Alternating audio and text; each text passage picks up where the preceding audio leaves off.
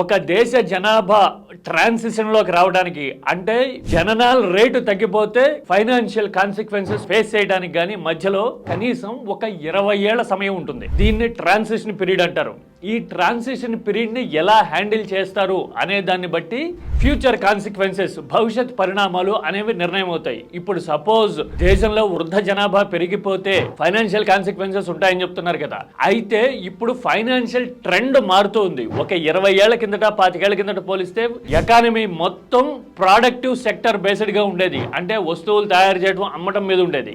కానీ గత 20 ఏళ్ల నుంచి మొత్తం ఎకనామిక్ యాక్టివిటీలో సగానికి పైగా సర్వీస్ సెక్టర్ వచ్చేసింది. అంటే ఆలోచన బేస్డ్ గా పనిచేసే ప్రొఫెషన్స్ అనేవి ముందుకు వచ్చాయి. ఈ ఆలోచన బేస్డ్ గా పనిచేసే ప్రొఫెషన్స్ లో వయసు ప్రభావం, వృద్ధాప్యం ప్రభావం చాలా కంపారిటివ్లీ తక్కువ ప్రొడక్షన్ సెక్టర్ తో పోలిస్తే. ఇక ముందుకు పోయిన దగ్గర నుంచి ఆర్టిఫిషియల్ ఇంటెలిజెన్స్, ఇన్నోవేషన్ అనేది లీడ్ తీసుకుంటుంది అని చెప్తున్నారు. కాబట్టి ప్రొడక్టివిటీ మీద, జీడిపి మీద, భవిష్యత్ ఆర్థిక పరిణామాల మీద వయసు ప్రభావం, వృద్ధాప్య ప్రభావం ఉండదు. అంటే దీని ప్రకారం ఎక్కువ మంది పిల్లల్ని కనండి అని చెప్పడానికి ఆర్థిక అంశాలు ప్రాతిపదిక అని చెప్పుకోవడానికి సైంటిఫిక్ గ్రౌండ్స్ తక్కువ.